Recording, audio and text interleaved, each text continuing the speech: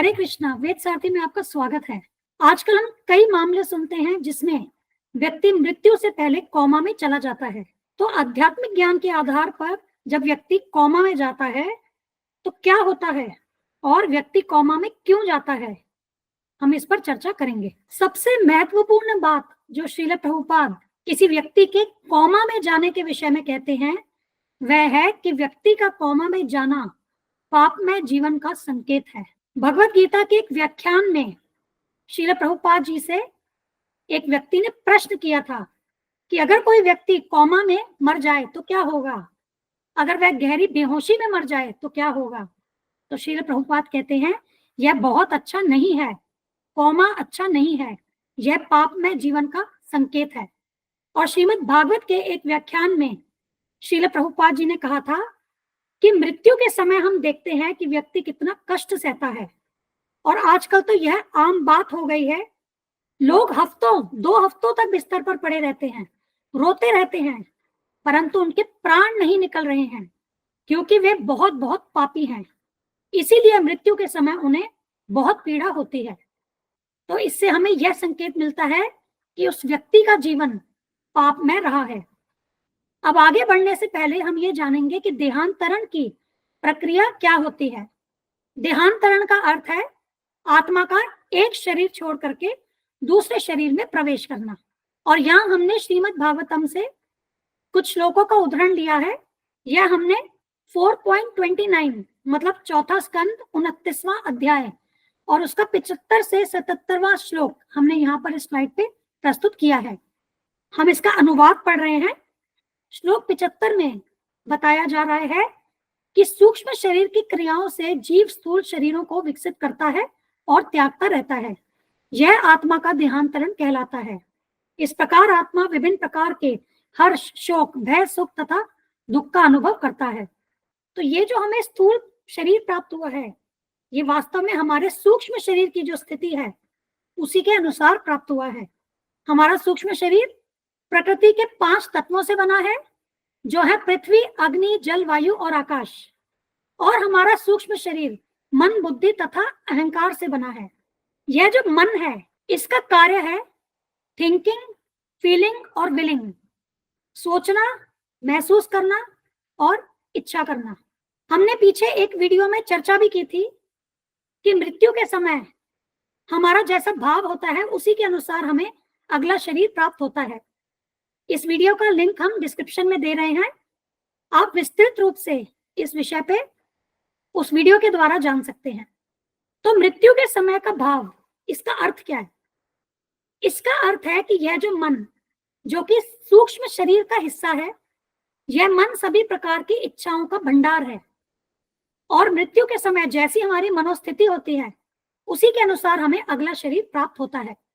अब यहाँ श्लोक 76 और 77 में देखिए, यहाँ कैटरपिलर, इल्ली एक प्रकार का कीट है जिसकी हमने यहाँ इमेज भी लगाई है, आप देख सकते हैं। तो ये जो कीट होता है यह एक पत्ती को छोड़ने के पहले दूसरी पत्ती को पकड़कर एक से दूसरी पत्ती में जाता है। उसी प्रकार से जीव अपनी मनोस्थिति के अनुसार, अपने कर्मों के अनुसार इस वर्तमान शरीर को त्याग करके अगला शरीर धारण करता है। और इसका कारण यह मन है। इसका अर्थ यह हुआ कि सूक्ष्म शरीर के द्वारा हम जो भी क्रियाएं कर रहे हैं, हमारी जो भी इच्छा है, जैसे यदि कोई मांसाहार खाने में रुचि रखता है और उसकी मांसाहार खाने की प्रबल इच्छा है, तो इस भाव में शरीर त्यागने पर वह मांसाहारी पशु के रूप में जन्म लेगा। यदि कोई जीवन भर कृष्ण भावनामृत का अभ्यास करता है तो मृत्यु के समय यह भाव होने पर तो वह अगला शरीर मनुष्य का प्राप्त करता है, जिससे कि वह अपनी इस कृष्ण भावनामृत की यात्रा को पूर्ण कर सके और अंततः आध्यात्मिक शरीर प्राप्त करके कृष्ण धाम जा सके। तो ये तो हुई देहांतरण की प्रक्रिया। अब हम आगे चर्चा करेंगे कि जब व्यक्ति कोमा में जाता है तब क्या होता है। यहाँ हमने श्रीमद् भागवतम से उदाहरण लिया है। इसमें श्रील प्रभुपाद बता रहे हैं कि जो लोग भौतिक कार्य में अत्यधिक आसक्ति रखते हैं उनके लिए देह त्याग कर पाना अत्यंत कठिन होता है। वे अपना वर्तमान शरीर छोड़ना नहीं चाहते और इसीलिए वे मृत्यु के पूर्व अनेक दिनों तक मूर्छावस्था में अर्थात कोमा में रहते हैं। श्रील प्रभुपाद इसमें राजनीतिज्ञों तथा नेताओं का उदाहरण देकर के कहते हैं कि ऐसे लोग जो अपने कार्यों के प्रति अत्यधिक आसक्त हैं, वे मृत्यु के समय सोचते हैं कि उनके बिना सारे देश का तथा समाज का क्या होगा, उनके बिना यहाँ तो सब अराजकता फैल जाएगी। वास्तव में ऐसा सोचना माया का ही प्रभाव है, परंतु वर्तमान शरीर में अत्यधिक आसक्ति होने के कारण वे दूसरे शरीर में नहीं जाना चाहते। वे प्रकृति के नियमों के विरुद्ध जाना चाहते हैं, जो कि संभव नहीं है, और इसीलिए अंततः उन्हें प्राकृतिक नियमों के द्वारा दूसरा शरीर स्वीकार करना ही होगा। वह उस शरीर को स्वीकार करने के लिए बाध्य हैं। परंतु जब तक एक प्रकार से उनका, हम कह सकते हैं कि प्रकृति के नियमों के साथ युद्ध चल रहा होता है, जब वे शरीर को छोड़ना नहीं चाहते, तो उस अवस्था में वे कोमा में होते हैं। परंतु वे प्राकृतिक नियमों से जीत नहीं पाते और अंततः उन्हें दूसरा शरीर स्वीकार करना ही पड़ता है। तो यह है पहला कारण कि जो व्यक्ति भौतिक कार्यों में अत्यधिक आसक्त होते हैं, वे मृत्यु के समय कई दिनों तक कोमा में रहते हैं। अब यह एक और उदाहरण है जिसमें श्रील प्रभुपाद जी बताते हैं कि जब आत्मा का देहांतरण निम्न योनि में होता है, तब भी व्यक्ति कोमा में चला जाता है। अब पहले तो आप इसको मूल कारण से जोड़िए, पापमय जीवन। तो पापमय जीवन होगा तो क्या होगा, अगला शरीर अधम योनि में ही स्वीकार करना होगा।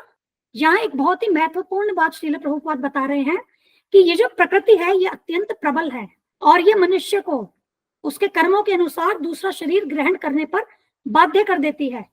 और खास तौर से इस प्रकृति की शक्ति हमें तब दिखती है जब आत्मा एक उत्तम शरीर से अधम शरीर में प्रवेश करती है। जैसे कि यदि कोई मनुष्य कुत्ते या सुअर के जैसा आचरण करता है, तो उसे अगले जीवन में कुत्ते या सुअर का शरीर धारण करना ही होगा, भले ही वह अभी वर्तमान जीवन में प्रधानमंत्री हो या राष्ट्रपति हो। परंतु जब उसे मृत्यु के समय यह पता चलता है कि उसे कुत्ते या सुअर का शरीर धारण करना पड़ेगा, तो वह अपने वर्तमान शरीर को त्यागना नहीं चाहता और इसीलिए वह मृत्यु के पूर्व अनेक दिनों तक कोमा में पड़ा रहता है। तो हमारे कर्मों के अनुसार परम नियंता के द्वारा पहले से ही सुनिश्चित कर दिया जाता है कि हमारा अगला शरीर कैसा होगा और हम उस शरीर को ग्रहण करने के लिए बाध्य हो जाते हैं। तो ये हुआ एक और कारण कि जब व्यक्ति उत्तम शरीर से अधम शरीर में प्रवेश करने के लिए प्रकृति द्वारा बाध्य किया जाता है, तो तब भी यह स्थिति आती है कि वह प्रकृति के साथ एक प्रकार से युद्ध कर रहा है, परंतु हार उसी की होती है। अब एक और उदाहरण श्रील प्रभुपाद की चर्चा अपने शिष्यों के साथ।